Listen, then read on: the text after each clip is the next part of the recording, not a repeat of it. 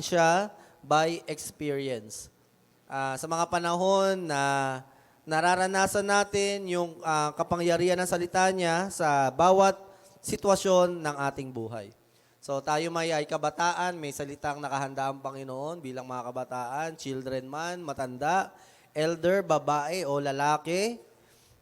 May nakahandang pangako ang Panginoon at sa mga pangako na yon, kapag tinahak natin yon, ay doon natin ma-experience talaga. At maraming tao, kasama na nga ni Sister Emily, na ngayon ay sa kapangyarihan ng salita ng Panginoon, ang bawat tao ay maaaring maranasan din yung nangyari kay Jesus, yung siya'y namatay at muling nabuhay. At makakaranas lang ng pagkamatay at muling pagkabuhay ay mga taong nananampalataya at tumanggap sa ating Panginoon.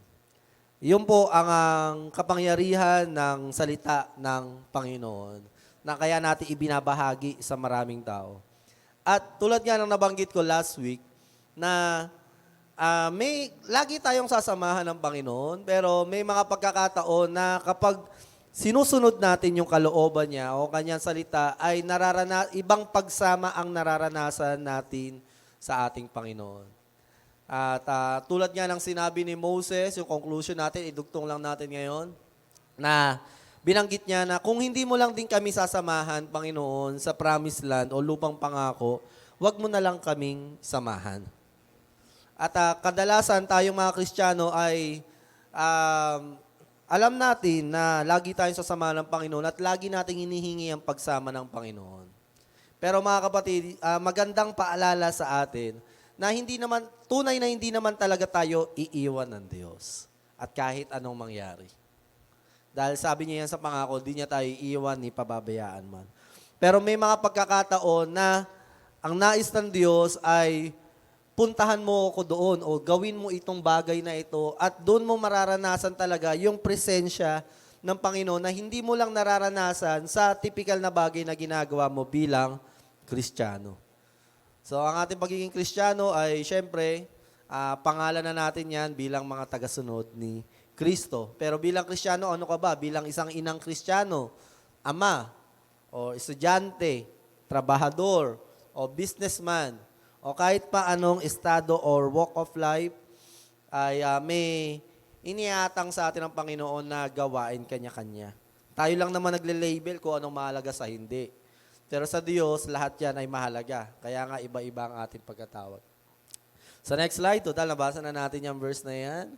Muli, balikan natin ito para di natin makalimutan. Ito ang tema natin ngayong second quarter. Ang mission and vision ng ating simbahan. Una, to make disciple who will disciple.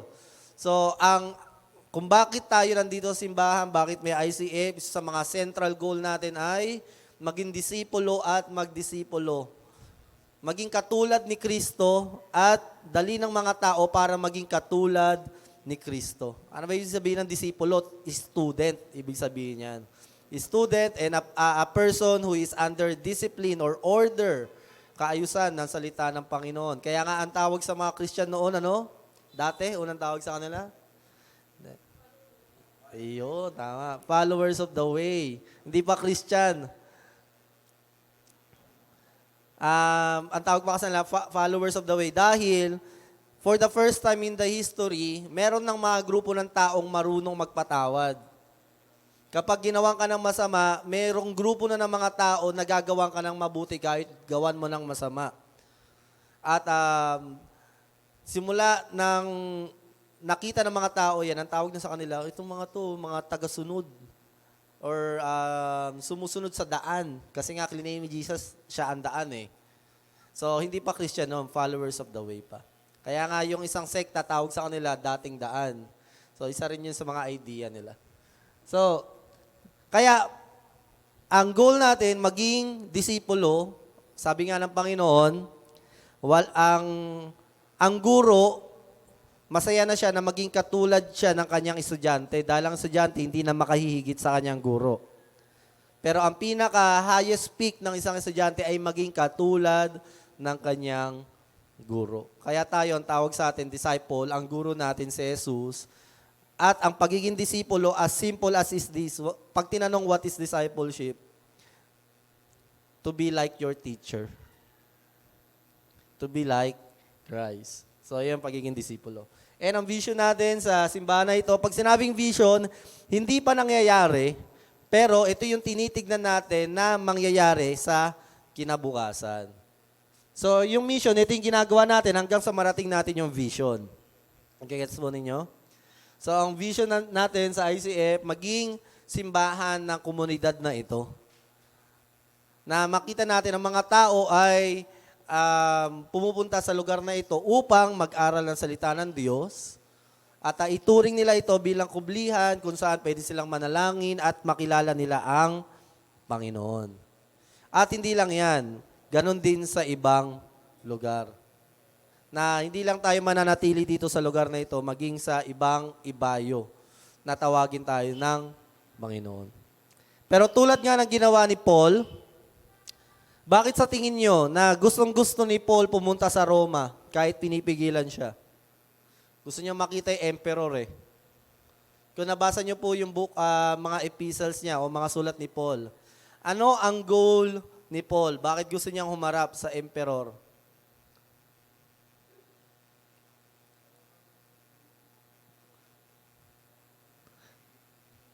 Gusto niyang maging Kristiyano yung emperador. At gusto niya yung Roma ay maging sentro ng pananampalataya ng mga Kristiyano. So, ganun yung ginawa ni Paul. From this point to this point, pagkatanim niya ng church, ginagawa niyang headquarters. Pag naging headquarters na, mag-iiwan siya ng disciple, katulad ni Timothy. So, ang gagawin niya, lilipat na naman siya at magtatanim na naman siya. At ang pinaka-ultimate goal niya is yung Rome. Kaso nga lang, doon na siya namatay. Pero hindi naman siya nabigo. Umabot naman ang pananampalatayang Kristiyano sa Roma. Kaso nga lang ang problema ngayon ay nabaliktad na. Pero saka na natin pag-usapan yung history. Pero gusto ko lang maintindihan ninyo, ano ang vision ng church na ito is still the vision ng ating Panginoong Hesus, na itong lugar ng ICF ay maging headquarters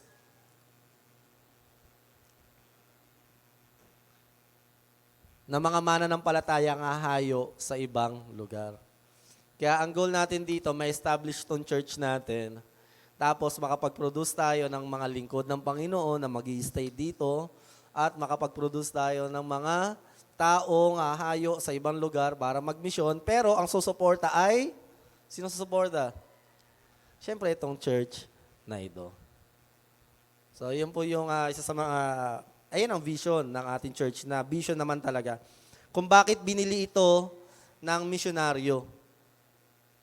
Ang idea nila, gusto nila magkaroon ng sentro o headquarters sa city, kasi alam nila, kapag may headquarters sa city, which is Tondo, nauna nga lang sa Pasig, tas Sampaloc, tapos Tondo, kasi alam nila na kapag nakapag-establish ng church doon, may kakayahan ng mga taga-syudad na magpahayo o mag-support ng mga misyonaryo. Katulad nga ng ginagawa ngayon ng Pasig. No? Alam natin na marami na silang napahayo ng mga mananampalataya o mga pastor. Katulad na ni Pastor Jason sa Leyte. Meron na rin tayo sa Zambales ng Albarracin. Meron na rin sa Banda Quezon. So, napangyayari yung vision talaga sa kanila. So, kaya gusto ko lang maintindihan nyo yan, na bakit may ganyan-ganyan pa. Para meron tayong direksyon at alam natin kung ano yung patutunguhan ng simbahan na ito. Pag tinitignan mo, hindi mo siya titignan bilang isang lugar na walang sariling pader, kundi merong great purpose ang lugar na ito sa Panginoon. So, next slide. So, we are in the third week. So, witnessing na tayo. Ito yung act of mission. Next slide. In the first week, pinag-aralan natin ano yung Great Commission. So, diyan natin nalaman na ito yung pagtatalaga at ito yung huling utos ni Lord. At bakit ito mahalaga? Sa tingin nyo, bakit mahalaga? Mahalaga ito dahil ito yung nagpapaligaya sa Panginoon. Dahil ito yung kanyang heart. Ito yung kanyang puso, ang tibok ng puso niya. Kaya nga siya namatay sa krus para sa mga kaluluwa. At dapat yun din ang tibok ng puso natin dahil tayo mga katulad ni Kristo. Amen? At Mahalaga ito dahil ito lang yung paraan ng Panginoon para maligtas ang tao. Hindi ang anghel ang gagamitin, kundi tayong mga mananampalataya. Hindi maliligtas ang pamilya kung hindi natin ito gagawin. At ang paghahayo o pag-eebanghelyo ay tanda ng pagiging isang anak ng Diyos. Mamaya i-elaborate pa natin yan. So, kung gusto niyo balikan ninyo. And last week, naaalala niyo kung ano yung sandwich na in-illustrate natin. Yan, burger. Sabi mo sa katabi mo, burger. Para di mo nakakalimutan, burger ka sa akin. Pinag-aralan natin yung verse na binasa natin kanina na isang burger. Bakit burger? Kasi meron siyang dalawa, ano yung buns niya, taas at baba? Mga promise. At ano yung lettuce, tomato, and ketchup? Yung mga commands. Ilan yung commands? 3. Ano yung pinaka-central point? O yung patty, yung mismong burger? Make disciple to all nations. So, madaling tandaan, makakabisado mo na yan. And Jesus said, unang promise, all authority is given to me in heaven and on earth. Tapos, ano yung isang command? Yung unang command. Therefore, go. Ano yung patty? Nasa gitna? Make disciple of all nations. Ano pa yung dalawang command sa ilalim?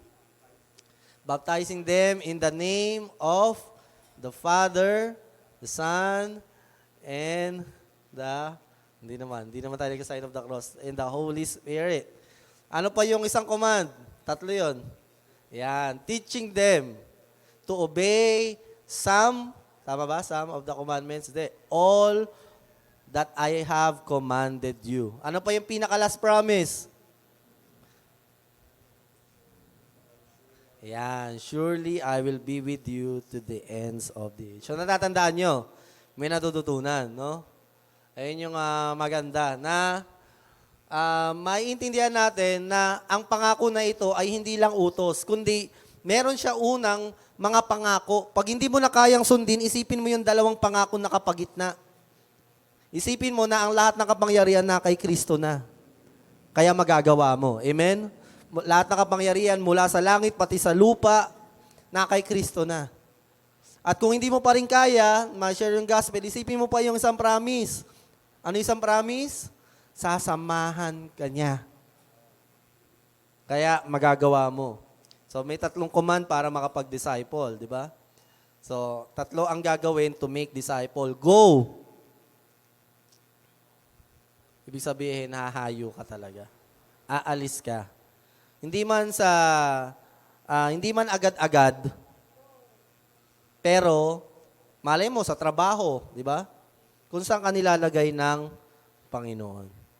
Kaya nga ako, diyan ko na-realize na, aminin ko sa inyo, medyo discouraged ako this week kasi ang dami nangyari.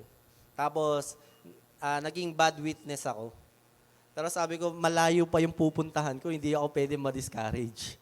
To the ends of the earth pa yung pupuntahan ko. Kung ngayon madi-discourage ako, hindi ako makakarating doon sa pupuntahan ko.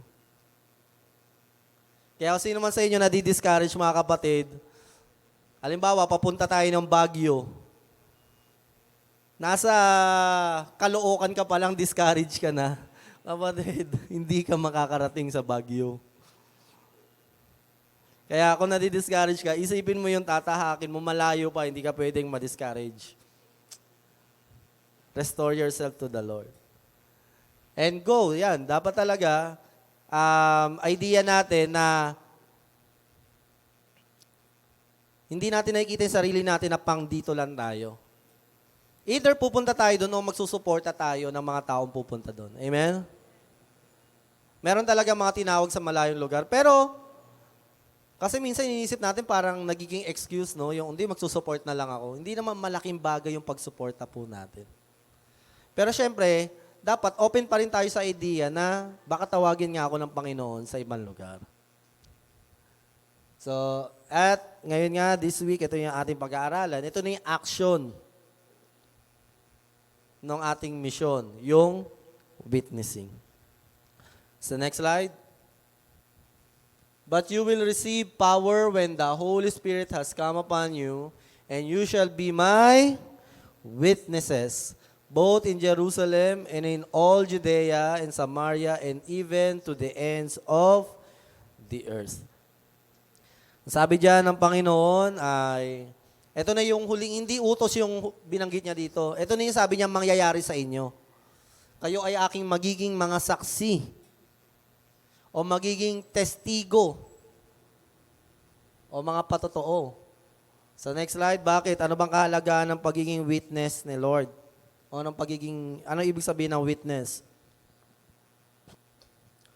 Sa Hebrew, pag sinabi witness, id, ang tawag dyan, pero hindi na mahalaga yan sa Hebrew, ang mahalaga sa Greek. Kasi nung panahon ni Jesus, dyan talaga ginamit yung word na yan. Ang original word ng witness o saksi ay martus.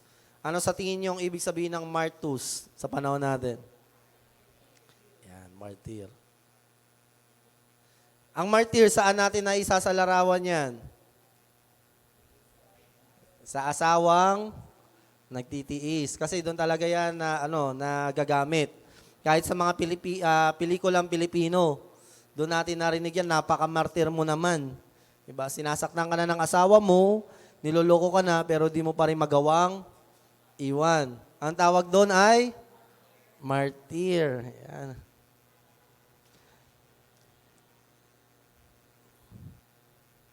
Pero ang katotohanan, ang pagiging martyr talaga, yan ay, sabi ko nga po sa inyo kanina, para lang yan sa mga Kristiyano. Nabuo lang yung word na yan dahil sa mga Kristiyano. Dahil walang relihiyon, ang pinapatay, sinasaktan na, pero hindi pa rin lumalaban.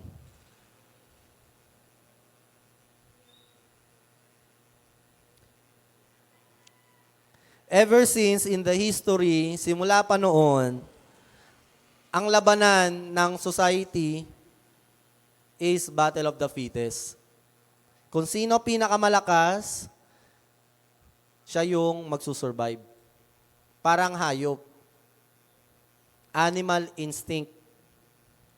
Gagawin lahat para mag-survive. Tama po ba? Animal po yun, pero hindi po ganun ang tao dapat. Huwag niyo pong gagawin lahat para mabuhay lang dito sa mundo. Dahil hayop lang po ang gumagawa nun. Pero mga Kristiyano, ganito po. Kabaliktaran. Kahit kamatayan, itataya para sa iba at para sa Panginoon.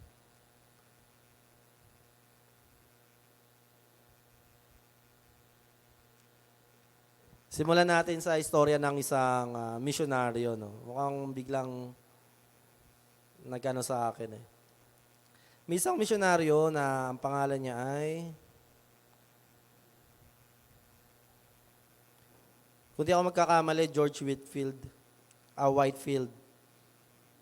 Ang sabi niya, ginawa niya, nag-mission siya sa isang lugar, pero kung di ako nagkakamali sa German ito or sa ano. So nag-mission siya na nag-mission. Buong buhay niya, tinaya niya lahat sa Panginoon, pero namatay siya na isa lang ang kanyang disipulo. So wala, ending ng point niya, isa lang yung kanyang na-win. Biruin mo, all of his life, binigay niya sa Panginoon, pero isa lang na disciple niya. Pero hindi niya na nakita yung purpose nito, nalaman na lang ng mga theologian or church history, yung isa na ito naging dahilan para maraming makakilala sa Panginoon. Kaya dumaming mananampalataya sa buong lugar nila. So yan isa sa mga magandang istorya ng mga taong nagtataya ng buhay nila sa Panginoon. So sa isang tao na yon ay punta siya sa lugar na walang mananampalataya at isa lang ang kanyang awin, pero yung isa na yon ang naging dahilan para maraming kaluluwa ang tumanggap sa Panginoon. Ngayon mga kapatid, bilang mga Kristiyano, martyr ka ba? Tanong mo sa katabi mo, martyr ka? Martyr ka? Minsan nagpapakamartyr tayo sa tao, no? Tayo papakamartyr sa tao. Yung tipong may jowa ka, tapos niloloko ka na, no? Hindi mo pa rin. Okay, mga babae, you don't deserve to be play around. Hindi dapat kayo niloloko. Mga lalaki, don't fool around, di ba? Huwag natin paglaruan ang damdamin ng mga babae. Naranasan ko na yan at pinagsisihan ko na rin naman at hindi magandang bagay yun. Kaya mga kapatid sa pananampalataya, okay lang maging martir. Worth dying for. Basta sa Panginoon. At ang akala ng mga Roman Empire, ang pagpatay nila sa mga Kristiyano at publicly execution ng mga Kristiyano, ang magiging dahilan para mamatay na ang Christianism. Pero yun yung naging dahilan para lalong kumalat ang Kristyanismo sa buong mundo. Pero totoo nga naman, no? Kung kaparaanan ng tao, kung gusto mong maputol yung isang bagay, daanin mo sa pagpatay, sa dahas. Kaso nga lang, may isang pangit na history ang Christianism eh. Yung panahon ng krusada. Nung panahon na mga Kristiyano naman ang pumapatay para lumaganap ang Kristyanismo. Hindi po paraan ng Panginoon yun. At yun yung pinakapangit na ginawa ng church natin noon. Kamali ng paraan sa paghahayo. Nakalimutan nila na nandito tayo hindi para pumatay. Nandito tayo para mamatay, para sa Panginoon at para sa iba. Ayun nga kasi nga yung ibig sabihin ng martyrdom or pagiging martir. Yung tipong ginagawan ka na ng masama ay ginagawan mo pa ng mabuti. Sa mundo natin parang mahirap yan. Pero yun yung hinihingi sa atin ng Panginoon. Yung maging martyr tayo. Para ang iba ay makakilala sa Panginoon. Ano ba yung pwede mong gawin para maisakripisyo para sa iba? Para sila ay makita nila na buhay ang Diyos sa puso mo. Ano yung mga pwede mong i-set aside? Kahit man lang i-turn down mo muna para yung iba ay makakilala sa Panginoon. Ang honor nating mga Christians ay wala sa ating success in life. Our honor in life is in our sacrifices. Wala yan, ang ganda ng simbahan, wala yan sa building or sa aircon o sa dami ng tao. Kundi sa mga sakripisyong inialay para magpatuloy ang gawain ang paghahari ng Panginoon.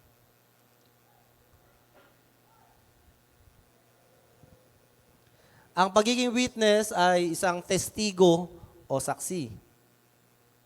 So, kapag may nakita ka, patotohanan mo kung ano yung nakita mo o saksi ka. At isa rin itong testimony o patotoo mo. Sa mga discipleship training pala, maganda, Sister Ames, na magkaroon tayo ng ng video ng testimony per disciples para maging documented yung ating mga testimony sa Panginoon. At syempre, pagiging martyr.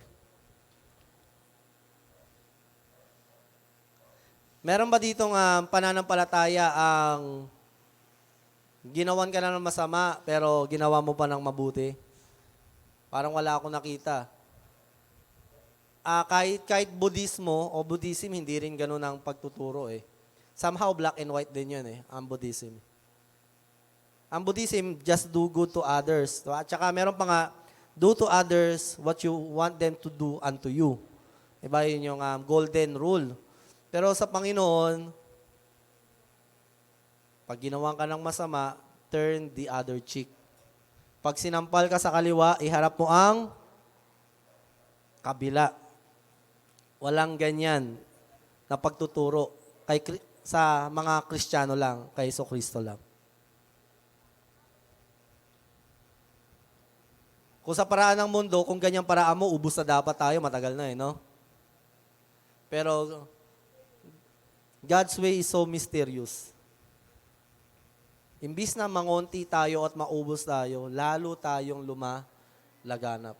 The more na pine-persecute, the more na pinapatay ang mga Kristiyano, the more na pinapahirapan ang mga Kristiyano, lalong lumalaganap. Napapansin niyo yun? Pero tignan nyo rin, the more na nagiging komportable ang mga Kristiyano, the more na may blessing, the more na malaya ang Kristiyano, the more na parang nanlalamlam, no? Yung ating pananampalataya. Parang sa Pilipinas din. Parang ngayon, parang lumalamlam eh. Samantalang ng panahon 1980s, 1990s, yung mga panahong ang tawag sa mga born again pa eh. Tapos, hallelujah, mahihiya kang sabihin na born again ka. Ngayon, parang napapansin ko sa akin lang ewan ko lang sa iba. Parang ngayon ang mga nararamdaman niyo yun? Pag sinabing born again na parang, born again ka pala, kaya pala. Kaso nga lang, ayun yung nagiging paraan naman ng kaaway, bakit bumababa naman yung paghahayo natin kasi nagiging komportable na tayo. Sa next slide, basahin natin ang sinabi ni Charles Spurgeon. Have you no wish for others to be saved? Then you are not saved yourself. Be sure of that. Masakit, no? Ito yung sabi ng isang great theologian, isa sa mga reformists sa Europe. At shinare ko rin ito sa Sampaloc Church last Thursday. Sabi ng pastor na ito, kung hindi mo na ibabahagi ang kaligtasan mo sa iba, hindi ka pa naliligtas. Siguraduhin mo yan. Nasisiguro ko yan. Kumbaga, parang yun yung gusto niyang sabihin. Maaring ito yung verse na pinapatungkulan niya sa Matthew 10:32-33. Therefore, everyone who confesses me before men, I will also confess him before my Father who is in heaven. But whoever denies me before men, I will also deny him before my Father who is in heaven. Ito, hindi na pastor nagsabi na ito. Si Jesus mismo. Kung sino man magtatwa sa akin, itatatwa ko din sa harap ng aking amang nasa langit. Pero kung sino man kumilala sa akin, magpahayag ng kanyang pananampalataya sa ibang tao, ay ipapahayag ko din ang aking pagkakilala sa kanya. Kung isipin natin, Pastor, akala ko ba we are only saved by the grace at kung nananampalataya ka kay Kristo, ay sapat na yon para tanggapin ka sa kalangitan. Amen po ba? Amen yun. Ayun naman talaga. At yun din ang naging sagot ng isang kapatid natin sa LIJ, sa Sampaloc. Pagkatapos sa aming pag-aralan yon, ang nabanggit niya, di ba po, Pastor, akala ko po, di ba sapat na tinanggap ko si Jesus sa buhay ko bilang aking Diyos o Panginoon at tagapagligtas. Wala yan sa ating gawa. Sabi ko, totoo po, yun talaga nagligtas sa atin. Lahat naman tayo, kino-confess natin Christian tayo. Amen? Lahat natin, kinonfess natin by mouth, and we receive Him. Pero isa sa mga gusto kasing ituro sa atin ng Panginoong Yesus at ni Charles Spurgeon, kapag tinanggap mo si Jesus, isa sa mga senyales na totoo yung confession mo. Kasi wala namang problema eh. Pwede mo sabihin follower ka ni Christ by confession. Pero paano mo nasasabing totoo yung confession mo? Kasi pwede ko sabihin, naniniwala ako kay Kristo. Mahal ko si Kristo. Pwede ko namang sabihin yun hanggang mamatay ako eh. Amen? Pero, paano kung nalalaman sa puso ko na totoo ba yung sinasabi ko na yun? Remember when Jesus said, you will know them by their fruits? Yung confession, lahat tayo pwede mag-confess. Lahat kayo dito nag-confess na kay Kristo. Pero ang problema sa atin, kahit akong pastor, hindi ko alam sa inyo kung sino nagko-confess sa inyo ng totoo. At hindi rin pwedeng malaman ng katabi mo, yung kung confession mo na yan, totoo ba dati? Dati totoo, baka ngayon hindi na totoo. That's the question. Pwede mong sabihin yan. Pwede ko rin sabihin yan. Kaya din yung kinakalungkot ng puso ko. Kapag bakit hindi ko ma-share si Jesus, anong problema ko? It's something na magandang tignan natin sa ating mga pananampalataya. Mula kay Charles Spurgeon, syempre, mula kay Jesus, yun yung sinasabi niya sa atin, kung ikaw ay isang mananampalataya, hindi mo may iwasan talaga na maibahagi siya sa ibang tao. Yung mukha nga natin, gustong-gusto natin pinapakita sa ibang tao, di ba? Bakit? Lalo na kapag naka-makeup, parang gustong-gusto mong, o kaya pag nakasuot tayo ng magarang damit, o kaya naman kung meron tayong gamit na maganda, di ba gusto nating nakikita na ibang tao for them to appreciate it. Kapag may bagay ka na maganda, gusto mo nakikita ng ibang tao. Ngayon, ang Panginoon mo na napakaganda at ang biyaya niya na ginawa sa iyo. Di ba napakaganda nun? Hindi mo rin may iwasa i-share yun sa iba. Hindi po conditional ang kaligtasan ng Panginoon. Pero sinabi lang ito ng Panginoon dahil sobrang mahal niya tayo na gusto niyang malaman natin para pag umarap tayo sa Kanya bago tayo mamatay, meron tayong parang kapayapaan sa puso natin na parang, alam ko sa buhay ko, sumunod naman ako sa Panginoon. Kaya parang mapapayapa ka na parang bago man lang kunin ng Panginoon yung buhay mo, alam mo kasi sa puso mo na pilit mong sinusunod yung kanyang salita, natanda na ikaw ay isang anak ng Diyos. Sabi mo sa katabi mo, anak ka ng Diyos.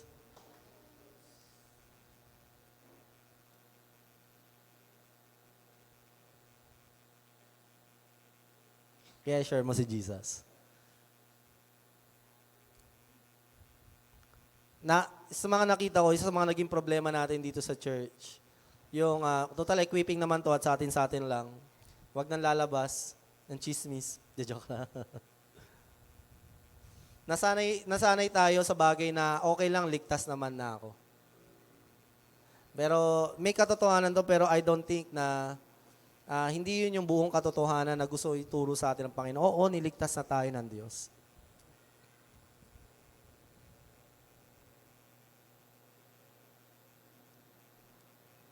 Pero tulad nga ng paalala sa atin ng Panginoon, work out your own salvation.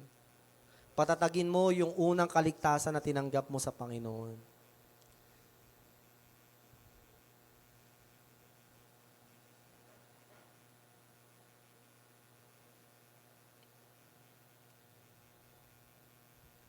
Yung ating complacency sa pananampalataya, hindi na natin napansin, lalo tayo naging complacent, hanggang sa, ang pag-share ng gospel sa inyo mga kapatid, parang kakaiba no, sa atin. Tama po ba? Pero alam mo kapatid, dapat yun yung normal nating ginagawa as a church. Pero kapag may isang nag-share ng gospel, wow, ang galing naman nun. Yes, because by the grace alone, di ba? Pero kapatid, sa katotohanan at katotohanan lang, nakasanayan na natin na hindi tayo nagsishare ng gospel intentionally sa ibang tao. Hindi na tayo nagba-Bible study. Nag-home Bible study. Hindi na rin natin sinishare intentionally si Jesus.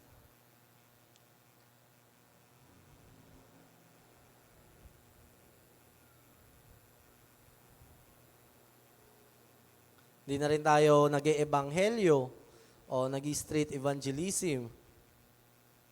So yung bagay na nakasanayan natin na kaya natin pinag-uusapan to dahil hindi yan ang katangian o ginagawa ng isang church o ng mga anak ng Diyos. Kaya pinapaalalahanan tayo ng Panginoon. So yung mga naka-attend ng symposium, pati ng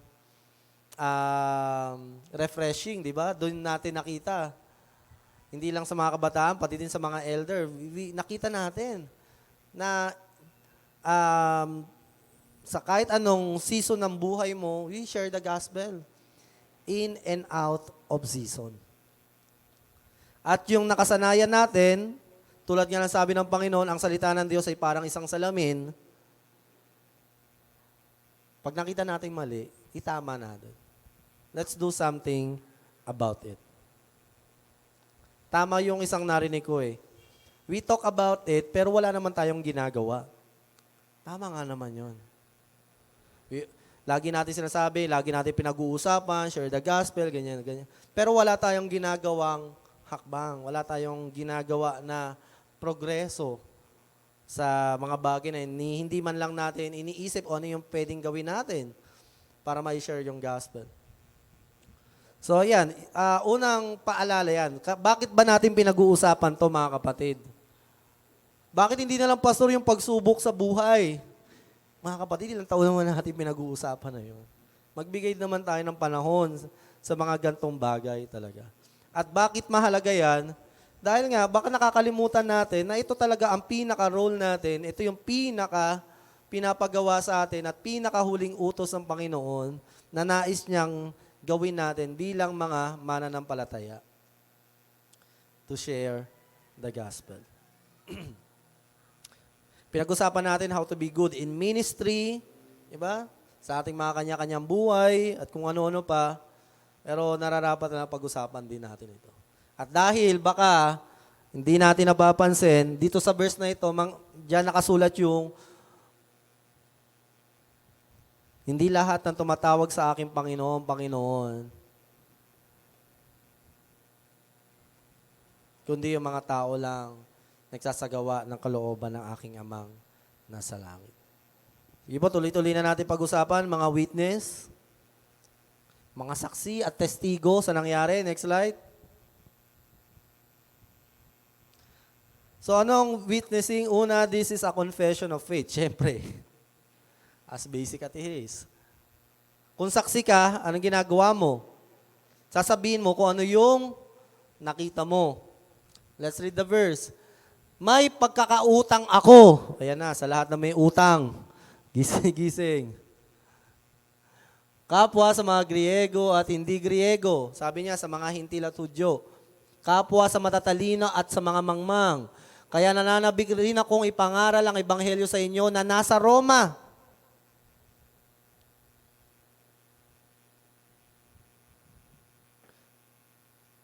Ito ay sapagkat hindi ko kinakahiya ang ebanghelyo patungkol kay Kristo.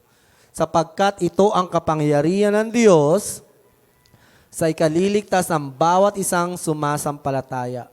Ang ebanghelyo ay una para sa mga Hudyo at sunod ay para sa mga Hentil. So, ano ang witnessing? Una ay pagpapahayag mo ng iyong nakita. Sa isang batas o sa isang korte, sino naka-attend dito sa korte? Ay, si Tinay naka-attend na. Bago mag-testify, Tinay, anong ginagawa? Manunumpa. Ano sasabihin doon? Wala ko ibang sasabihin, kundi pawang katotohanan lamang, buong katotohanan, at ano ba yun? Pwede bang paki-search at paki-flash dito, Kuya Eric? At yung kamay nila, ipinapatong nila saan? Anong libro? Bible. Bakit sa Bible? Dahil maraming Kristiyano sa Pinas? Hindi. Dahil ang constitution natin, gusto ko tandaan ninyo, the core principle ng ating constitution ay Biblia, na galing sa Amerika. Ang constitution ng Amerika ay originally founded or nasa gabay ng Bible. At yung constitution natin, isa sa mga nag-design yan, mga Amerikano talaga. Kaya halos pareho lang ng design. Kaya pwede bang palakpakan natin ng Diyos dahil ang batas natin ay originally, ang ugat niyan ay Biblia. Kaya makita nyo sa preamble natin, di ba, yung pinapatungkol din doon yung sa pananampalataya. Nakita nyo na? Sige, paki-flash. Sa isang korte, mga kapatid, hindi ka pwedeng maging testigo kapag hindi mo nakita yung nangyari. Kasi, alam mo, tatanungin ka ng judge, nasaan ka? Di ba? Nasaan ka nung mga naganap ang mga pangyayari? Ano po ako, nasa malayo po ako, kinento lang sa akin to. Hindi ka hindi ka matibay na testamento. Pero unless no choice na ikaw na lang talaga yung natitira magte-testamento. Pero ang pinakamatibay na testigo ay yung mga star witness. Kasi sila yung nakakita talaga.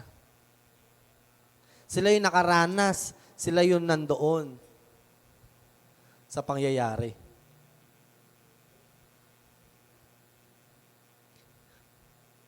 Kung maalala nyo, yung first week, nabanggit ko sa inyo, hindi anghel ang ginamit ng Panginoon para maging evangelist or messenger ng Word of God. Bakit? Kasi hindi naman sila niligtas ng Panginoon.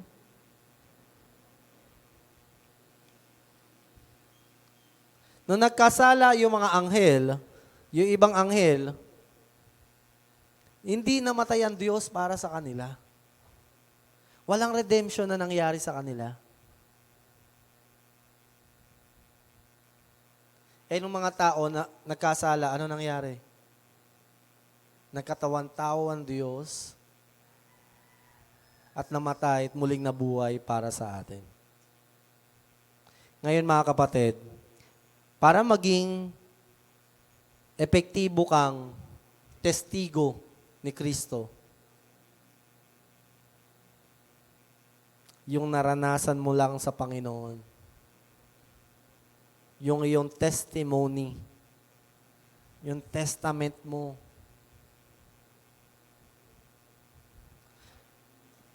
To God be the glory, si Eric, nung symposium, nakaranas siya nung speaking of tongues. Kaya pag sayang pala. Pwede ka mag-testimony mamaya, bro? Testimony mo yun? Mamaya, testimony mo yun, ha? Para kailangan i-testify yun. Ngayon, mga kapatid, syempre, nahihirapan siyang ikwento. Hindi ko alam kung paano ikikwento to, ganyan. Pero nung kwento niya sa akin, alam ko, bro, yun naranasan mo. Yun na nga yun. Magiging testigo ka o may papayag mo isang bagay kapag naranasan mo yung isang bagay.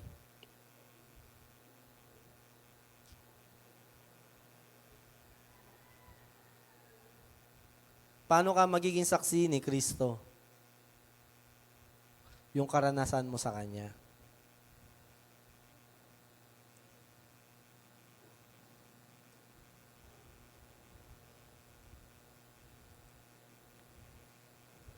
Sa pagko-confess mo ng pananampalataya, syempre, hindi ka lang kwento ng buhay mo, hindi hindi naman ikaw yung kailangan, hindi ikaw yung makakapagliligtas sa tao, tama?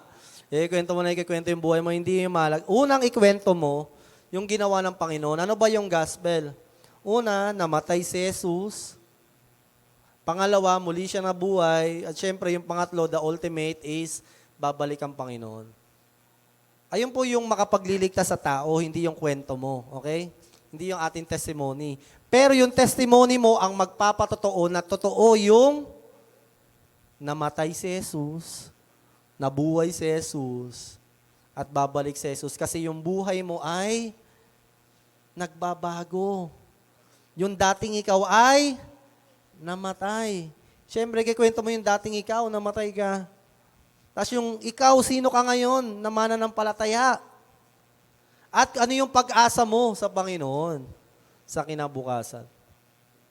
So, ganun po ang pagbabahagi ng mabuting balita.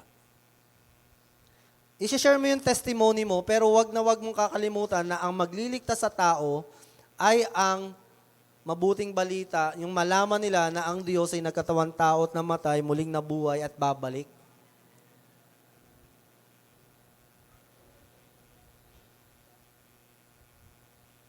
Kaya nga, hindi tayo magiging epektibong testigo kung wala tayong patotoo. Kaya nga, mas mahirap na patotoo, mas marami kang taong madadala sa Diyos.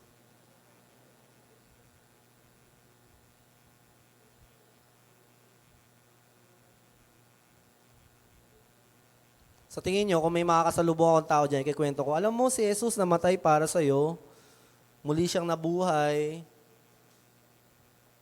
at babalik siya isang araw. Sa tingin mo, maliligtas siya doon? By that alone? Pwedeng kumilos ang Panginoon sa kanya.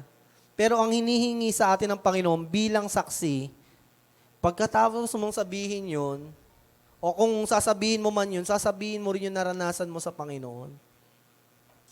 Yung testimony mo. Alam mo bro, ganito rin ako noon eh. Alam mo, dati rin akong homosexual. Pero, nung nalaman ko, namatay si Jesus para sa akin. Tinanggap ko siya. Alam mo, naibalik yung original. So, yun yung halimbawa. Ikaw, ano yung testimony mo, kapatid? Pag chismis, di ba? Dadayo-dayo ba tayo? Mga kwentong buhay ng ibang tao. Pero bakit si Jesus? Di natin maibahagi. Buhay ng mga ka-churchmate nyo, may GC pa, di ba? Pag-uusapan, ganyan-ganyan. Bakit si Jesus hindi?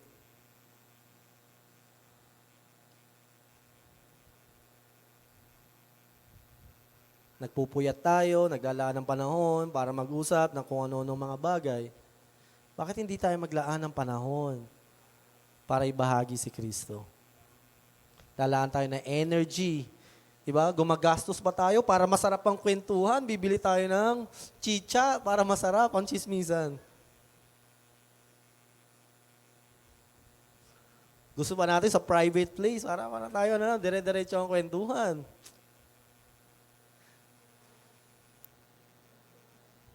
Pero pag mag-e-ebanghelyo tayo, gospel track lang. Hindi naman masama yun, di ba? Bimigay lang ganyan. Baka di rin natin gawin yun. Dumayo din tayo. At dalhin din natin sa isang kainan para masarap din ang sharing ng gospel. Amen? Gawa rin tayo ng GC. Uy, ano mama? Nakatuwa si Chin eh. Nagsishare siya sa mga ka-GC niya, di ba? Sa mga dati niyang ka-playmate, binabalikan niya yung mga dati niyang katsukaran. Kalaro niya siguro sa mga PUBG or kung ano man, sa ML. Tapos ngayon, sinishare niya na ng gospel. Let's not waste our time sa mga bagay na wala namang kabuluhan. At lalong hindi naman nakakatulong sa atin. Tsaka huwag niyong gawin sa mga kapatid niyo sa pananampalataya yun. Halimbawa, may sinabi ako hindi maganda kay Micah. Pag tumayo na si Micah, syempre parang, naku, ganyan pala yan. Hindi ako na makikinig dyan. Taas-taas pa ng kamay ah. Pwede ba kapag may mga hindi magandang nangyari ay wag natin pag-usapan, wag na natin ikalat. Sarilinin na lang natin. Ang ipahayag natin yung gospel. Baliktad na no? Yung nililihim natin yung gospel. Pinagkakalat natin yung mga hindi maganda. Kung ilihim natin yung hindi maganda to protect one another, kasi ipahayag natin yung gospel. Wake up, church. Ito yung pangako. I swear. Substitute, yan, parang yun yung sinasabi, no? Or, hindi, ito ba yun? Sa Australia, ito yung sa Pinas. Adapted na to. So, basta, ayan, sinasabi niya, I shall be the truth, the whole truth, and nothing but the truth. Di ba? Galing. Wala ko ibang sasabihin, katotohanan lang. At pag nagsabi ako ng katotohanan, yung buong katotohanan. Kasi meron nagsasabi ng katotohanan, kalahati lang, di ba? Actually, kapag ikaw, mas malala yung kasinungalingan na nagtatago sa katotohanan. Double jeopardy yun. Kaya nga di ba sinasabi sa korte, I invoke my right of self-incrimination. Again, self-incrimination. Kasi pag sinabi mo yun, mapapahamak ako eh. Nagiging court, ano na tayo dito. So, kapag hindi mo pwedeng sabihin, wag mo na lang sabihin. Pero, kasi minsan may katotohanan na nakatago sa kasinungalingan. Halimbawa, yung mga abogado ngayon, may kaso. ng pagpatay. Anong gagawin nila? Gagawin ng abogado, aalamin niya muna yung totoong istorya. Pagka alam niya ng buong istorya, ang kasabihin niya sa kliyente niya, wag natin ikikwento yan kasi sasabit ka dyan eh. Ganito yung gawin natin. Ganito yung istorya. Nagising ka sa umaga, nakita mo siya nung tanghali, at nung gabi, ganito nangyari. So, magsisinungaling ka, pero may konting katotohanan. Tama po ba? So, ganun yung mga abogado na sinungaling. Tuturuan ka magsinungaling. Kaya nga, ang hinihingi ng husgado, hindi lang katotohanan, buong katotohanan. At, ano sabi dito?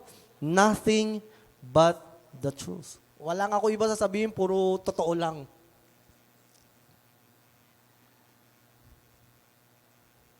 Kaya pag share ka ng gospel, wala ka ibang sasabihin, totoo lang. Kung ano yung naranasan mo sa Panginoon. Katulad ng binasa natin kanina sa Matthew chapter 10 and Matthew chapter 24, sabi ni Lord, kayo, ipapahayo ko kayo sa mga lobo, sa mga haharap kayo sa hukuman. Pero kapag nasa harap na nila kayo, huwag kayong matakot, ako magsasalita on your behalf. Sino ditong hindi magaling mag-share ng Bible? Lahat naman tayo siguro, hindi eksperto dyan, di ba? Pero sabi ni Lord, nandyan ang banal na spirito, He will speak on your behalf. Kaya kung ating kinakatakutan, hindi ko alam sasabihin ko, alam mo sasabihin mo kapatid, namatay si Jesus, muling nabuhay at babalik siya. At yung naranasan mo nung nanampalataya ka doon, yun lang. Ngayon, pag tinanong kanila na, sino ba sumulat ng Bible, mga ganyan-ganyan, huwag mo agad isipin yun. Kasi pag yung agad inisip mo, di mo na share yun eh. I-share mo lang muna. I-share mo rin kung ano yung naranasan mo sa Panginoon. At ang banal na spirito ng bahalang sumagot. Kasi ang tao, nagtatanong yan, hindi dahil sa gusto nilang malaman yung totoo, di ba? Minsan? Wala lang, gusto lang nilang panindigan kung ano yung pananampalataya nila. Hindi na natin trabahong pilitin sila. Ang trabaho lang natin sabihin sa kanila. Hindi natin trabaho ang magbenta. Or our part is not the selling, our part is the telling. Ang Diyos na ang bahalang kumilos sa kanila. Ay, kasi mga kapatid? Kaya nothing but the truth. Hindi nyo kailangan bulahin yung mga tao. Sabihin nyo lang yung totoo. Dati ganito ko, ngayon ito ko. Kasi ito yung tinitignan ko sa kinabukasan.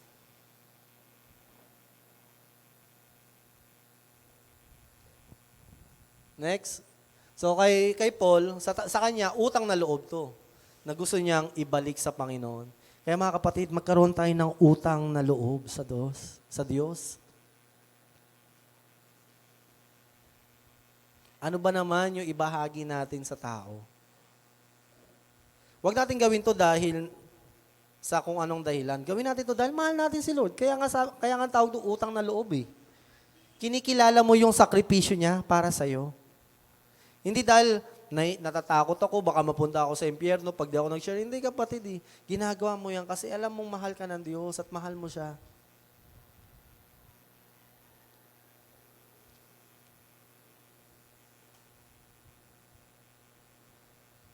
Di ba nga, we post on the things that we love, others to see. Gusto nating nakikita ng iba. Minamay day natin. Ganon din si Lord. I-my day din natin siya. I-share din natin siya.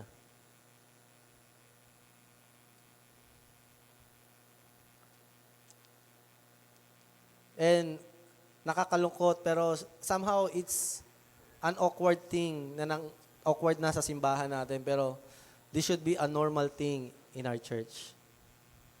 Ibabalik natin yung panahon na normal sa atin uli yung mga gantong bagay sa biyaya lang ng Panginoon. Sabi ng Diyos, sabi ni Paul pala, syempre, ang Panginoon na rin kay Timothy, for this reason I remind you to fan into flame of the gift of God, which is in you through the laying on of my hands. For the Spirit God gave us does not make us timid, but give us power, love, and self-discipline. So do not be ashamed of the testimony about our Lord or of me, his prisoner. Rather, join with me in suffering for the gospel by the power of God. Noong mga panahon na ito, nakakahiyang i-share si Kristo. Kasi nakakulong si Pablo. Parang pwedeng sabihin ng mga tao sa kanya, ba't sinishare niyo si Kristo? Tignan mo nga nangyari sa mentor mo, nakakulong. Anong maipagmamalaki niyo bilang mga Kristiyano? So yan, isa rin sa mga challenge natin yan, di ba? Pero sabi ni Paul, huwag mong ikahiya. Hindi tayo binigyan ng Panginoon ng espiritu ng kaduwagan. Hindi binigyan niya tayo ng espiritu ng kapangyarihan at pag-ibig. Ang sabi pa nga ni Paul, ina-encourage niya, gayahin mo rin ako. Share in my suffering.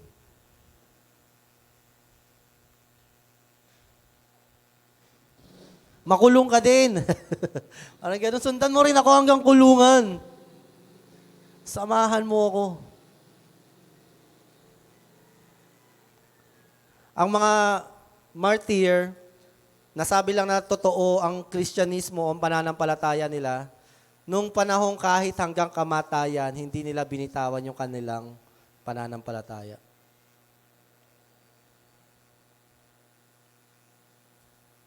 Madaling mag-confess ng faith pag may blessing, di ba? Nakaka-attract ng mga people yun. Tama po ba? Lalo na kung nakikita nila, wow, parang binibless ka. Pero alam mo, you will only attract selfish people. Pag ganun lang lagi yung strategy natin. You will only invite people who will use God, hindi yung Diyos ang gagamit sa kanila. Kapag laging mga magagandang bagay ang ginagamit natin para lumapit ang mga tao sa Panginoon, ang ma-attract mo lang mga taong gagamit lang sa Diyos at hindi magpapagamit sa Panginoon.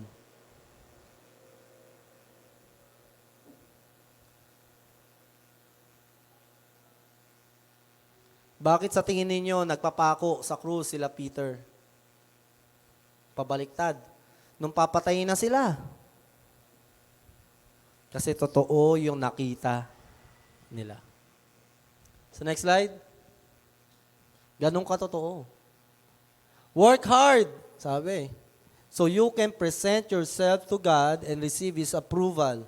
Be a good worker, one who does not need to be ashamed and who correctly explains the word of truth. Bilang mga witness, hindi lang tayo sa ating mga salita, nagiging mabuting testigo, kundi sa ating mga buhay. So dito naman tayo magaling, di ba? Ito yung magandang bagay na ating nagagawa. I can tell sa buhay ng bawat isa, yung ating mga buhay ay isang magandang patotoo sa buhay ng mga tao sa paligid natin. Amen? Palakpakan natin ang Panginoon sa bagay na yan dahil buhay ang Panginoon. Ngayon, kayong mga ilaw, meron bang ilaw na naglagay ng ilaw sa ilalim ng sisidlan? Di ba kapag ilaw nilalagay saan? Sa taas o kaya sa gitna para maraming mailawan.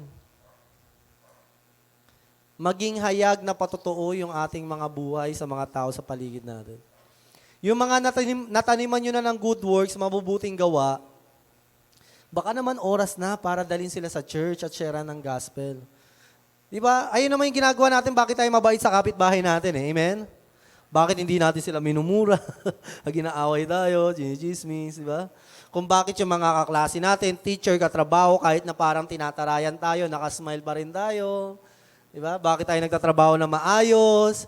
Bakit tayo nag-aaral ng mabuti? Amen? Kasi ayaw natin na kapag nagsalita tayo patungkol sa Diyos, hindi sila maniniwala.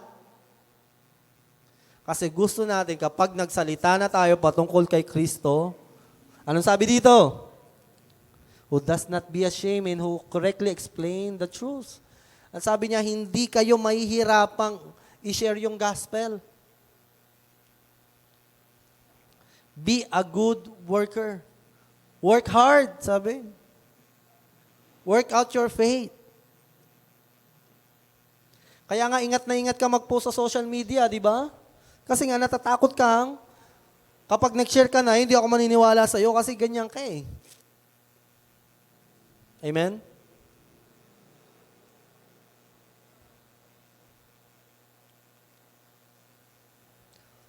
As a testimony bilang mga testigo ni Kristo, sa isang korte, i-cross-examine ka kung nagsasabi ka ng totoo.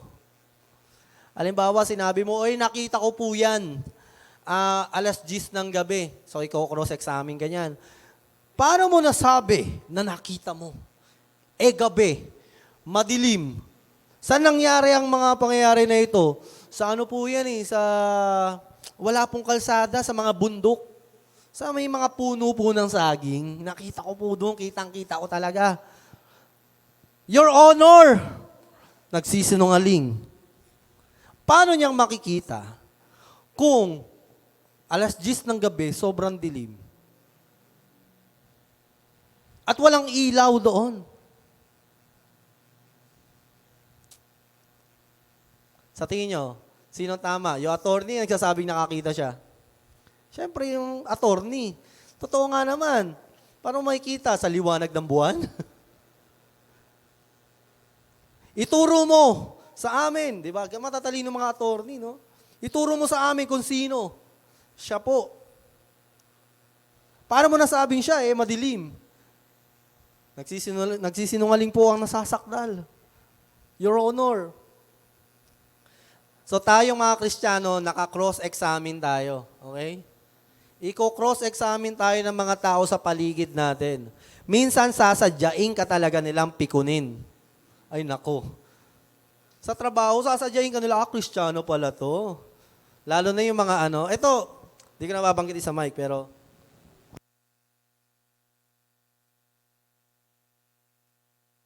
nila kung totoo ka.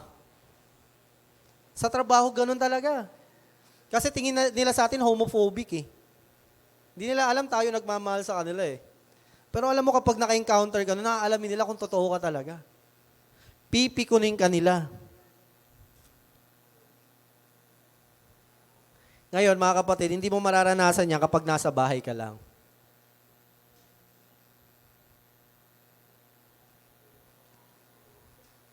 Hindi mo naman pwedeng sharean yung mga aso sa bahay. Yan na. Yan na. Di ba, hayo ka talaga at doon talaga alamin kung totoong testigo ka ni Kristo. Ako napansin ko yun eh, basta yung grupo na yon, talaga nakikita, all eyes on you talaga. All eyes on me, eyes on you, mga children. Talagang mamatayin ka. Oras sasabihin mo, Kristiyano ka, maniwala ka, kapatid. Lalo na sa mga call center, mga ganong liberal, Hindi, siguro sa mga hindi pa nagtatrabaho, di nyo pa nararanasan niya. Pero kapag napunta ka sa mga ganong lugar. Pero ito naman maganda. Kapag napatunayan mo na totoo ka sa Panginoon at sa kanila, maniniwala sila sa iyo. Yun nga, kung naalala nyo yung istorya ko, yung TL ko noon. Ako lang yung kaisa-isang hindi chismoso sa team namin. Kasi silang lahat chismoso at chismosa. Pinag-uusapan yung mga ibang buhay ng mga trabahador. Uy, alam mo, may kabit dito. Alam mo, ganyan pala yung babae na yan. Pero kapag may team building sila, naiinis sila sa akin kasi hindi ako sumasali sa chismisa nila. Pero nung panahon na parang naipit na yung TL namin, nung tatanggalin na siya, nakita niya siya na pinagchichismisan. Kaya yung alam nyo, kung minsan yung chismis yung ginagamit natin to earn the trust of somebody, ako, mas lalong nawawala yung credibility ko sa ganun eh. At the end, nung namin, ako lang yung naiwan sa kanya na nagko-comfort sa kanya at sinarang ko siya ng gospel. By the grace of God. I don't know kung ano na nangyari sa kanya, pero alam mo yung mga kapatid, ganyan tayo mga Kristiyano. Mga buhay na patotoo tayo. Kaya kung saan man kayo dadali ng Panginoon, dalihin nyo yan. Maging living testimony kayo. Huwag tayong kuda ng kuda agad, di ba? Naalala nyo nagtitrending ngayon, yung babae, nusgahan dahil may tattoo. Abo, ni, ba't may tattoo ka? Napanood niyo na ba yun? Hinusgahan agad, nasa jeep. Ano ba sa demonyo yan? Ganyan, ganyan. Eh, hindi naman Kristiyano yun. Hindi niya alam yun eh. Yung matanda na parang hinusgahan agad siya. Pero hindi ko naman masisi yung matanda. Ako gumigit na. Siyempre, yung matanda yun eh. Conservative ang approach nun. Wala namang ibang approach yun eh. Ganun lang talaga ang mga lolo't lola. Kaya wag yun namang away-awayin yung matanda. Judgmental tong matanda na to. Kaya ganun. Ganun lang talaga yung mga elders, diba? Yung mga lolo't lola. Ganun lang sila magsalita. Pero, kung gagawin nyo ng ka-age range niya, tapos husgahan natin, diba? Wag naman. The most effective way to share the gospel is friendly evangelism. Kakaibiganin mo muna. Gagawan mo ng mabuti, ipapanalangin mo araw-araw. Tapos darating ang panahon na sisharean mo na siya. Hindi ka magpapakita ng tao, papakita mo kung sino ka talaga sa kanya.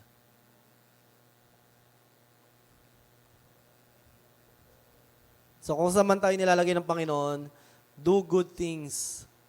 Panindigan natin. Sabi ko nga, kahit din ako, minsan bad testimony ako eh. Akala ko minsan, yung masyadong pagkikintikom ko ng bibig, timing na pala, dapat shinarang ko na, hindi ko pa shinarang. Nagkakamali din ako. Kayo rin naman, alam ko nagkakamali kayo, di ba?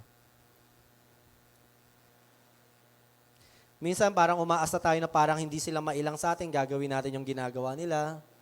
Na alam natin parang hindi sila malayo, o parang hindi sila, alam mo yun, ma-awkward sa atin, makikitawa tayo, makikibanding tayo, pero minsan lumalagpas na pala tayo, di natin alam. Maging considerate tayo, pero wag naman tayo magkompromiso. Mga kapatid ko, homosexual, considerate ako sa kanila, pero minamahal ko sila, pag nagkikwento sila, meron nga isang kapatid, tatawa ako, nagkikwento, Kuya, meron akong tarot cards ngayon. Sabihin ko, demonyo yan. Demonyo nga kapatid, tumigil ka. Sinasaniban ka na ng demonyo. Pero syempre, tinanong ko siya, parang, ano ba yan? Ano ba yung ano mo? Ano bang pananaw mo dyan? Wala lang, kuya, libangan lang. Okay. Pero wag ka na pupunta dun sa spiritual thing. Tamang harutan lang, tamang ano lang. Pero kung pwedeng tigilan mo na, tigilan mo na. Huwag ka na gawin. Pero kung yan yung parang, syempre, hindi mo naman agad-agad di ba? Dapat makita sa atin, considerate pa rin tayo. Pero wag naman tayo kompromiso. Babalansihin natin. Minsan, pagkasama ko sila, nasakyan kami, kasama nila mga partner nila. Alam mo sabihin ko, huwag kayong sumakay dito, mga demonyong espiritu kayo. Naman, di ba? Hindi, we are here to laugh them, di ba? Kakamusta mo, kamusta ka, ganyan. Kakusapin mo. Yung last partner nga nung kapatid ko, nag-break sila. lalaki sa lalaki, nag-break sila. Dating Christian yon. So, I had a chance to share. Sabi ko, alam mo, sorry kung niloko ka ng kapatid ko. Mga manluloko no? Niloko ka ng kapatid ko, Sorry kung nasaktan ka niya. Pero alam mo, Christian ka naman, di ba? Balik ka na sa dati mong faith. Hanggang sa nagkwento siya, alam mo, kuya, namimiss ko na nga si Lord Sana makabalik na rin ako sa Panginoon. Hindi naman tayo nandito para husgahan yung mga, di ba? Yung mga makasalanan. Pero huwag tayo magkukompromiso. Minsan, mahirap magkompromiso talaga Mahirap yung kailangan mong sabihin pa rin yung totoo. Kaya yung mga oras na yun, natutuwa yung puso ko at the same time, nalulungkot din ako. Alam ka namang ganun na nga siya, sasabihin ko pa, encourage ko pa, sige, tuloy niyo hanggang magpakasal kayo. Diba? Ako magkakasal sa inyo. Diba? Very considerate mo naman na yan. Hindi na yan parang wala na sa katotohanan yan. You still love them. But, panindigan mo kung ano yung paninindigan ng Biblia. Kaya minsan, syempre, ganun talaga may ilang. Minsan kasama ko sila, naiilang sila. Hindi sila nag-holding hands, hindi sila nag-ano. Siyempre sabihin na, Diyos si Kuya, ganyan-ganyan. Pero hindi ko sila, maghiwalay nga kayo. Wala wala na akong magagawa Bago pa man maging sila, in-encourage ko na yung kapatid ko, huwag kang papasok sa ganyan. Wala akong magawa lahat tayo may kalayaan. Diba? Malaki na siya, wala akong magawa. Pero, syempre, may pagkakataon, nag-uusap kami bilang heart to heart, bilang magkapatid. Parang, Mab, alam mo, di ka ba babalik sa Panginoon? Hindi mo ba tutulungan yung sarili mo para ma-restore sa Lord? Kaya yan, mga kapatid, be a living testimony. Si Jesus, yung bayarang babae, hindi niya inusgahan. Di ba? Basta-basta. Sinabi niya ba, ang dumi mo, lumayo ka sa akin, maglalabit sa akin. Pag dumikit ka sa akin, hindi naman niya basta-basta, di ba? Pero tinama pa rin niya. Ano ang tanong niya doon sa babaeng Samaritano? 5 asawa. Sinabi niya ba agad, ikaw talaga, pokpok ka eh. Di ba hindi naman ginanya, hindi niya inusgahan na parang wala kang kontento. Sinabi niya, meron akong tubig dito na nagtatanggal ng uhaw. Meron akong kaligtasan para sa'yo. Kaya pag may na-encounter tayo mga extreme yung kanilang mga ginagawang pagkakamali, bago tayo magalit sa kanila, mahalin muna natin sila. Gawin natin lahat ang pwede natin gawin para ipamuhay si Kristo sa ating mga buhay. Hindi yung tomboy na nga, tatawagin yung pang tomboy, di ba? Parang, kuya. Kaya pag ate, di ba? Ate. Alam mo, sa mga tindahan, nakita mo medyo babae ito eh. Huwag ka na mailang, sabihin mo ate, di ba? At least malaya pa tayong tawagin sa kanila eh. Call me they, them. Ganyan yung mga pronouns, di ba? Pero we don't know. Di natin alam pinagdaanan nila. Kaya, let's love them first. Pero mga kapatid, huwag kang kukompromiso. Huwag naman. Timbangin mo rin. Pero minsan nagkakamali tayong timbang. Ako nagkamali ako kahapon. Mali ako ng timbangan. Nagkamali. Pero hindi na mahalaga kung tayo may nagkakamali. Ang mahalaga, how we repent. How we start again. Okay mga kapatid? Love these people. Next. But you, man of God, flee from all this. So parang pinapaalala dito na yung paggawa nating mabuti ay isang magandang confession sa maraming mananampalataya. Sabi din sa Titus, show yourself in all respect to be a model of good works, and in your teaching show integrity and dignity. So ang tinuturo sa atin dito, para respetuhin ka, rumespeto ka din. Para respetuhin nila yung sinasabi mo, ipamuhay mo, irespeto mo yung tinuturo mo, gawin mo. Panindigan mo.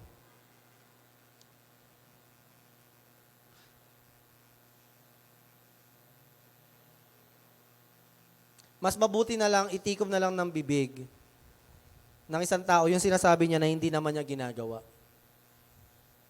Mas maganda na nakatikom na lang ang bibig. Pero, syempre, alam mo, medyo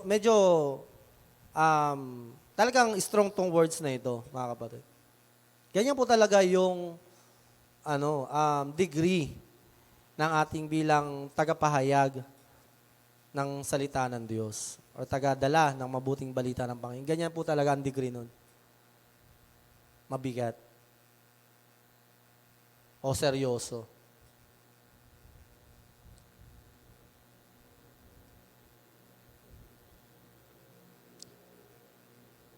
Sa next slide. At ang pagiging testigo ng Panginoon ay pagsunod sa kalooban ng Diyos. O ito yung kanyang kalooban. Katulad ng binanggit natin kanina, hindi lahat ng tumatawag sa akin, Panginoon, Panginoon, ay makakarating sa karya ng Diyos, pero mga gumagawa lang ng kalooban ng aking Ama. Ano ba ang kalooban ng Ama? Sa John 6:40, for this is the will of my Father, that everyone who looks on the Son and believes in Him should have eternal life, and I will raise him up on the last day. Hindi daw lahat na nagsasabing si Jesus ay Lord, papasok na sa langit. Sinasabi diyan, yung gumagawa lang ng kalooban ng Ama. At ang kalooban ng Ama ay ito, ang lahat ng tumitingin kay Kristo o manampalataya, manalig kay Kristo ay may buhay na walang hanggan.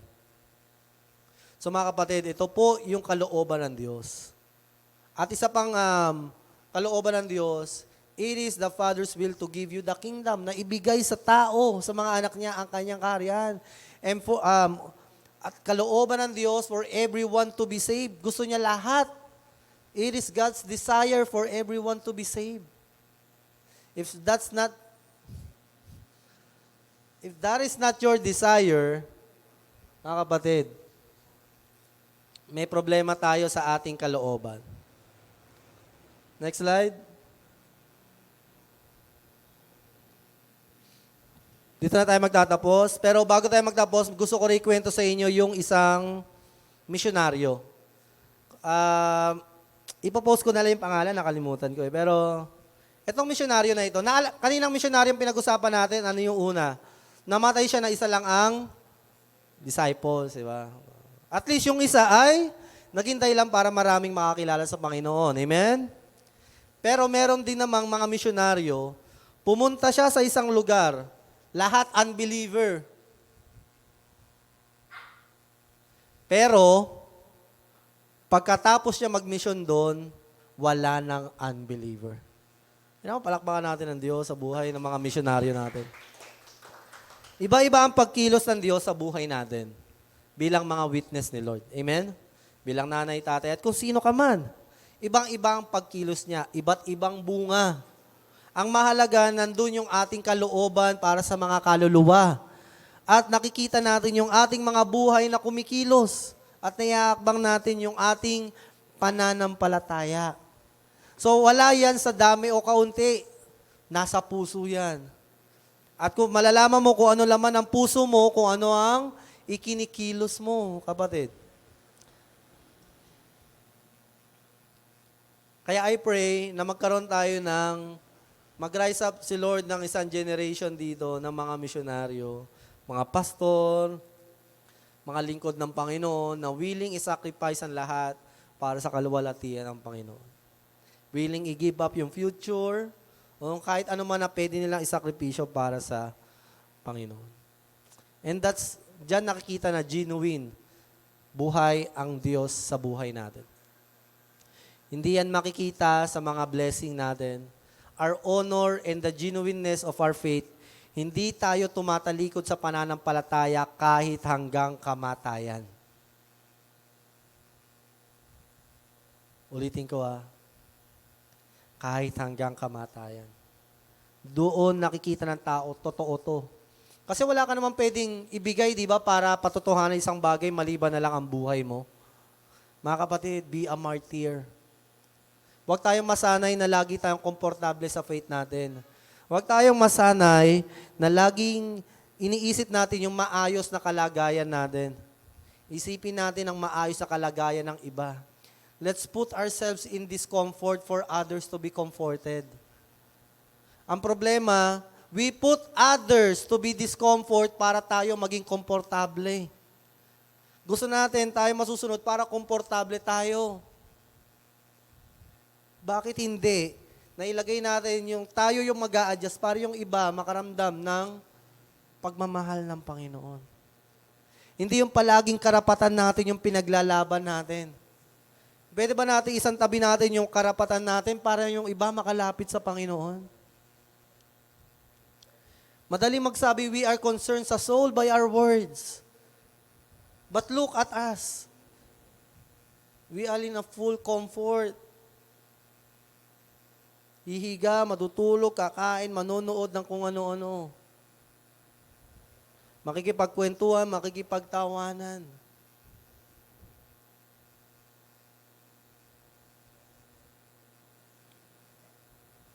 Let's think about others. At kapag naiisip natin ang iba, doon natin nakikita na buhay ang Diyos sa ating mga buhay. At makikita ng iba na buhay si Kristo sa ating mga buhay. At dito magtatapos sa verse na ito, and we will pray. Hindi, balik doon, bro. Ito lang yung last verse natin. Sa Revelation daw, sa huling panahon, ito daw ang isisigaw. They triumph over him by the blood of the Lamb. Sabi, sisigaw ang mga mananampalataya dahil sa dugo ng kordero ng Diyos, sa dugo ni Kristo. Pero meron pa. And by the word of their testimony.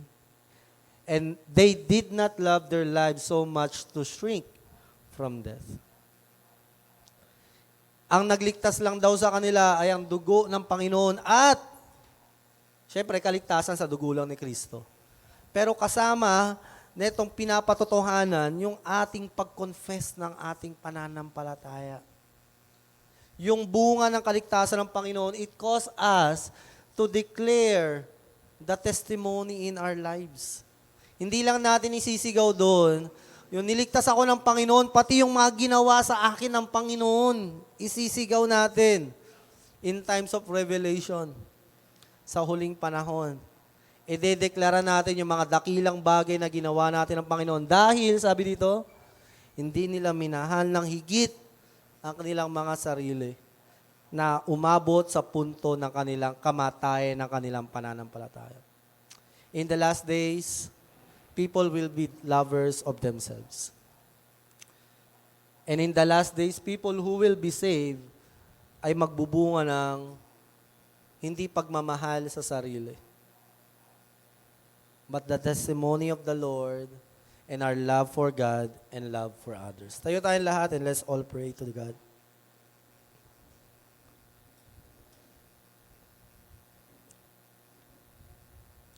Lord, bless your word and bless your people. Bless our heart. May you be blessed, Lord.